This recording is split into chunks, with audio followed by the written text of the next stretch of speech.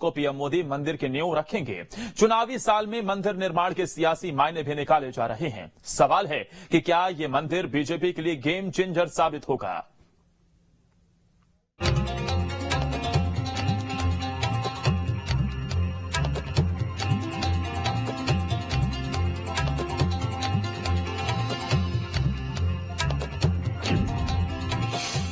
MP में SC वोटरों को साधने में जुटी बीजेपी।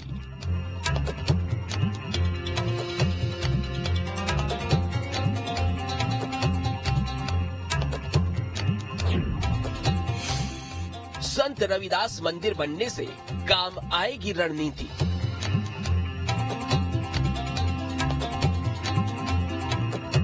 संत शिरोमणि रविदास जी महाराज की जय। संत शिरोमणि रविदास। सागर में बीजेपी संत रविदास मंदिर निर्माण करवाने जा रही है। इसके लिए बीजेपी की ओर से प्रदेश में संत रविदास समरसता यात्राएं निकाली जा रही हैं। माना जा रहा है इस दांव से बीजेपी की कोशिश दलित वोटरों को साधने की है। मंदिर के लिए 11 एकड़ सरकारी जमीन अलॉट की गई है। मंदिर निर्माण में 100 करोड़ रुपए होंगे खर्च। मंदिर के लिए चंदा एकत्र करने के लिए यात्राएं निकाली जा रही हैं। ये यात्राएं 53,000 गांवों में पहुंचेंगी। 187 विधानसभा क्षेत्रों से होकर गुजरेंगी यात्राएं। 12 अगस्त को पीएम मोदी रखेंगे मंदिर की नींव। माना जा रहा है पीएम मोदी सागर में एक जनसभा को भी संबोधित करेंगे। हालांकि बीजेपी के मंदिर निर्माण के सियासी मायने निकाले जा रहे हैं। सागर में मंदिर क्यों बनाया जा रहा है ये जाने तो।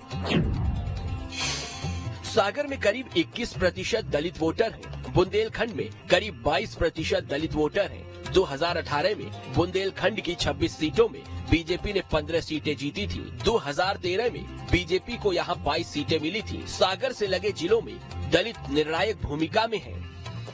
यही वजह है कि बीजेपी ने संत रविदास मंदिर के लिए खास सागर को चुना है। माना जा रहा है संत रविदास मंदिर निर्माण के जरिए बीजेपी की कोशिश प्रदेश के दलित वोटरों को साधने की है। इसकी वजह है एमपी की 1,13,42,000 आबादी दलित की है, जो प्रदेश की कुल जनसंख्या के करीब 16% है। एमपी की 84 सीटों पर 80 लाख दलित तय करते हैं हार जीत। विधानसभा की 35 सीटें एससी वर्ग के लिए आरक्षित हैं। 2018 के चुनाव में कांग्रेस ने 18 सीटें जीतकर सत्ता हासिल की थी। बीजेपी के खाते में 15 सीटें आई थी तो बीएसपी के 2 विधायक जीते थे।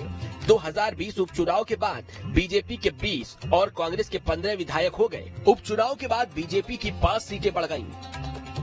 यानी साफ है सरकार बनाने के लिए दलित वोटर गेम चेंजर माने जाते हैं। यही वजह है कि बीजेपी और कांग्रेस दोनों दल दलितों को साधने के लिए पूरा जोर लगा रहे हैं।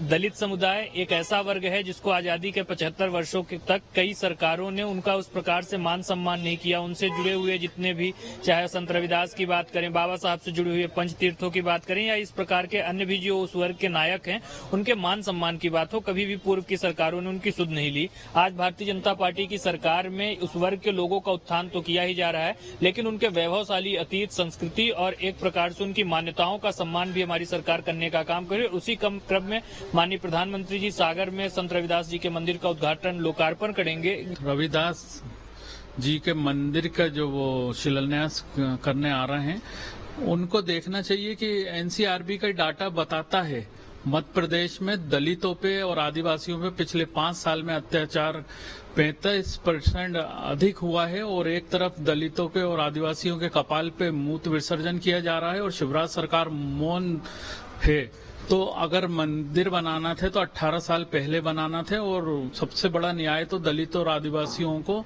उन पे हो रहे अत्याचारों को रोककर होगा। हालांकि विशेषज्ञों का मानना है कि एससी वोटरों को साधना इतना आसान नहीं है। सरकार दलितों के आर्थिक उत्थान की जगह धार्मिक मुद्दों पर फोकस कर रही है।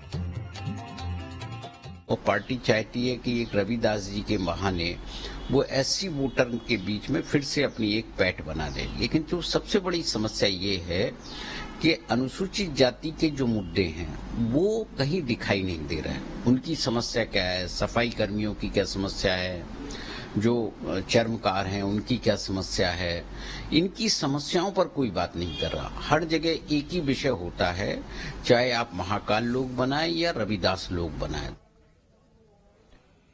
और इसके साथ फिलहाल के लिए इतना ही। आप देखते रहिए न्यूज़ स्टेट।